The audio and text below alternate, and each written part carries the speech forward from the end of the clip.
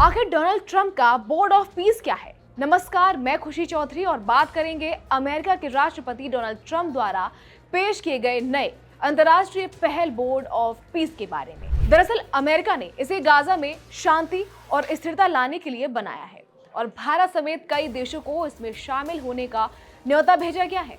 इस बोर्ड का मुख्य मकसद गाजा में स्थायी शांति कायम करना, वहां के पुनर्निर्माण की निगरानी करना और एक अंतरिम विशेषज्ञ सरकार का गठन करना है। ट्रंप की 20 सूत्रीय शांति योजना के दूसरे चरण के हिस्से के रूप में ये बोर्ड काम करेगा। इस बोर्ड के अध्यक्ष खुद राष्ट्रपति डोनाल्ड ट्रंप होंगे और उनके पास वीटो की शक्ति भी रहेगी। ट्रंप ने बोर्ड में शामिल लोगों का नाम भी पहले ही घोषित कर दिया है। इसमें अमेरिका के विदेश मंत्री मार्को रूबियो, अमेरिका के विशेष दूत स्टीव विटकॉफ, ट्रंप के दामाद जेरेड कुशनर, यूनाइटेड किंगडम के पूर्व प्रधानमंत्री Tony Blair, Apollo Global Management के CEO Mark Rowan, World Bank के अध्यक्ष अजय बंगा और अमेरिका के उप राष्ट्रीय सुरक्षा सलाहकार रॉबर्ट गैब्रियल शामिल हैं। भारत, पाकिस्तान, वियतनाम और कई और देशों को भी इस बोर्ड में शामिल होने का आमंत्रण भेजा गया है।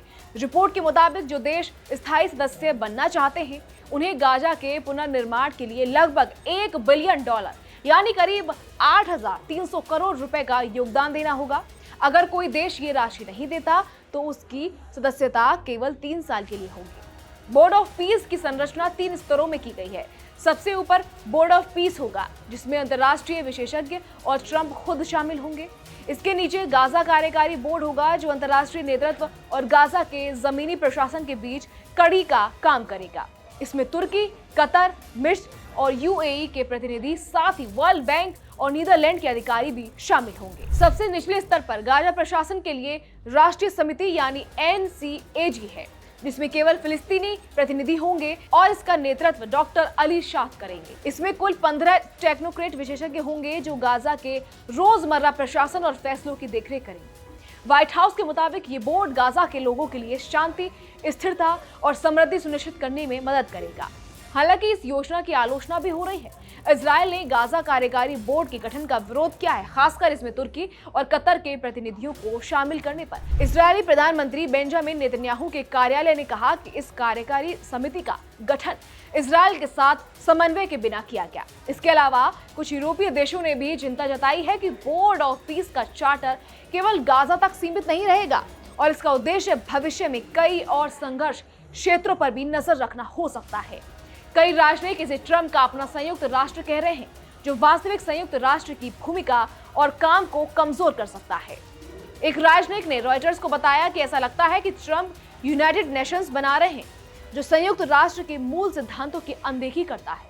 कुछ पश्चिमी राजनयिकों का मानना है कि अगर ये बोर्ड आगे बढ़ा तो ये संयुक्त राष्ट्र की भूमिका और विश्व शांति प्रयासों को प्रभावित कर सकता है। संक्षेप में कहा जाए तो बोर्ड ऑफ पीस का उद्देश्य गाजा में स्थायी शांति और पुनर्निर्माण करना है। इसमें अंतर्राष्ट्रीय विशेषज्ञ और देशों की सहभागिता शामिल है और सदस्य देशों को भारी आर्थिक योगदान करना होगा। साथ ही इसके गठन को लेकर इजरायल और कुछ पश्चिमी देशों ने आलोचना की है और इसे भविष्य में संयुक्त राष्ट्र की भूमिका को कमजोर करने वाला कदम भी बताया जा रहा है। फिलहाल ये बोर्ड सिर्फ गाजा पर केंद्रित है, लेकिन ट्रंप की योजना इसे भविष्य में बाकी और संघर्ष क्षेत्रों तक फैलाने की संभावना भी रखती है।